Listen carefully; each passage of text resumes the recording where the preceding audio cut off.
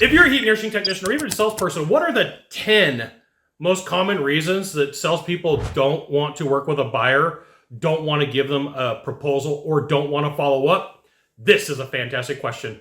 I'm Scott Bell, coming to you live for HVAC Technician Sales Secrets on a perfect day to talk about sales and business, and a fantastic day to talk about you. Heads up, video for technicians and salespeople. If you're a homeowner and you complain, I don't care. I'll literally write, I don't care in the notes. Right? Now that we got that out of the way. Welcome, heating, air conditioning technicians, and even salespeople. Here's the 10 things that really drive you nuts when it comes to sales and typically leads to not giving anything to the homeowner that you meet with. And sometimes you meet with a person who maybe have 2 or 3 of these, and sometimes you meet with the person who has all 10. 10, right? So number 1, I don't know how many times when I was a comfort advisor or a technician going back as a senior tech to a call, and I would pull up and the wife is literally running out the door so that she didn't have to meet with me. Or the husband is running out the door and literally almost runs me over trying to back out of the driveway so that they don't have to have a conversation. I'm like, I don't live here, right? But if you want to make an informed decision, doesn't it make sense to have everybody around? Most companies who offer warranties and guarantees, really at the end of the day, shouldn't offer warranties and guarantees unless both people are there, because there have been times in my career, there were times when I was a manager that people would say, I want my system taking out, and we would come down to a why, like, oh, my significant other didn't get to hear the whole process. Hey, whose fault is that? You know, the script from the call center says we want both people present. You said you didn't need permission from your wife. Guess what? You needed permission from your wife. Number 2, people who stack appointments. I can't tell you the amount of times that I would get to a call and they go, oh, you got 30 minutes. I'm like, what happens in 30 minutes? Well, the next guy gets here. Like, I'm camping out. That next guy can wait. You're going to listen to what I have to say, right? That's you want to see the dough, you got to see the show. That's just the way that works, right? You're going to stick around. Or it would come down to a reset. They go, you going to give me a price? No, I'm coming back when it's more important to you, right? Like, this is how I make my livelihood. I'm a salesperson. I live on commission. And if you don't like commission, that's not my fault, not my problem. Number 3, disrespect the salesperson or the company. In the dating world, they got these things called negs. Negs are like, hey, nice hair, is it fake? Hey, nice nails, are they fake? Right? And sometimes you meet with people who really start trying to push your buttons. And they really start like, hey, I heard you had an okay company. I'm like, you heard I had an okay company. Why am I here? Right? You need to make some decisions. Like, I'm not going to go through 90 minutes of my life if you're just going to sit here and talk trash on me. I'm not going to go through 90 minutes of my life if you feel like you get to beat me down. Like, I remember there was a time where this guy goes, well, you know, you're just a technician. You can't make that much money. And I was like, game on.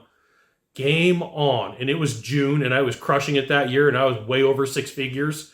Yeah, way over 6 figures. And I told the dude, I said, oh, so what would make me valid? And he's like, if you got a degree. I'm like, dude, I got 4 degrees. Right? Showed him my check. Like, yeah, game on. I can play this game too. Be aware that people do look down on plumbers, roofers, electricians, heating, air conditioning people, you know, in-home services, not realizing that some of the salespeople in the industry, in those industries, make more than surgeons. They do, right? Congratulations. I love it, okay? Just do the right thing. Don't make anything up. And this right here is why you should join HVACTechSecrets.com. I'll give you the goods. Not in the Facebook group, not in the YouTube channel, which means private coaching, private training, discounted coaching, discounted training. Hey, I like money. I'll make some offers. I'll sell some things too. Number 4, won't answer questions. Just meets at the door and says, mail me a bid. I don't know what you want. Every manufacturer probably has about 85 different options. Which one do you want me to pick? I don't know. Do your best. Like, all right, well, my best includes the Lamborghini of the industry. We're talking ductwork, insulation, every part, every piece, air filtration. I'm searching for that $85,000 unit because you're going to complain about price anyway, so we're going to start all the way at the top. My belief. Right? Number 5, plays poker. You called me out. You asked for help. Right? If you just want to sit here and play poker, like, great. We'll play poker too. I don't have to answer your questions. You don't want to answer mine? I don't have to answer yours. At the end of the day, that buyer anyway, I'm going to tell you, I'm going to keep you on secret, they only care about price. That's it. Do you really want them as a client? I don't. Right? I had decisions to make. At the time, back in the day when my bird was alive and people were like, just do your best. I'm like, my bird is at home and she misses me. I'd rather hang out with her. So if you don't want to participate here, I guess there's nothing for us to talk about. And then they get frustrated. Like, you're already here. Just give us a number. I don't know what you want. I don't know what you need, right? Ultimately, at the end of the day, I'm responsible if the system works, doesn't work, gets you the efficiency, doesn't give you the efficiency. We're going to start all the way at the top, 85,000. Give you the Ferrari or Lamborghini of the industry. We're going to go all the way to the top. You want to know why? Because then I can protect myself. Then I know you got the best efficiency, best airflow, best indoor air quality, best everything. And then you can't tell me, hey, well, you left something out. No, I gave you the kitchen sink. 85 grand, okay? It gets preoccupied in the presentation. I remember one time we're talking face to face, and the homeowner literally just gets up and goes to the fridge.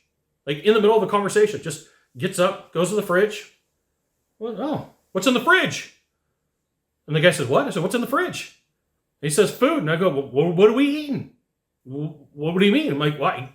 Hey, food's way more important than whatever we're going over. You don't treat an attorney or doctor like this, right? I'm a professional. Hey, what are you cooking me? Like, I mean, you got up right in the middle of what we were doing, found it way more important. I don't live here. Not my problem, not my issue.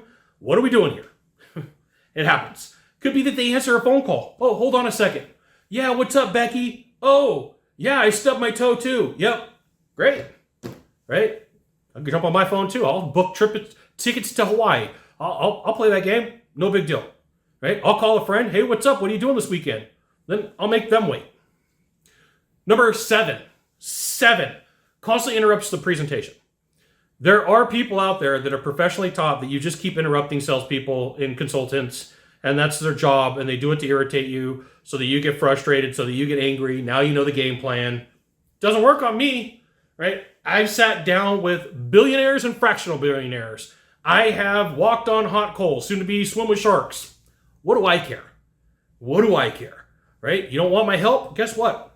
I can go home. I can go work on a different project. I don't have to be here. Like, I like money, but I also like people giving me respect. Number 8. There's going to be a point in the presentation where you're sitting there and you're going over your information, you got your tablet out, you're having your conversation, and you're about to get to price, and the person says, just email me. Like, no. I didn't come out here, use all the resources and have the conversations and do everything we can to not have this. Now, my brain is saying this. It's not what you say, just so you know. The way that you say it is, hey, look, I've already spent the time and the resources to be here. We just need a few more minutes. And if they're like, hey, just give me the proposal, I'm like, I wish I could. We spent time and resources to be here. This is important. It doesn't just get emailed to you, right? The reason that they're doing that is because they're afraid that you're going to go into closing, which you may or may not. But if you call me and say, Scott, I want a proposal for business. And I go, great, let's jump on a call and see if we're going to be a good fit. And then, like, all of a sudden you're like, well, why don't you just email me something? I mean, I'm going to tell you right now, we're not a good fit. We're not working together. I don't care how much money you have. I don't care what you're doing. I don't care what your product is. I don't care how much help you need. If you can't respect me enough to have a conversation about money and be a big boy or a big girl, you don't deserve the conversation.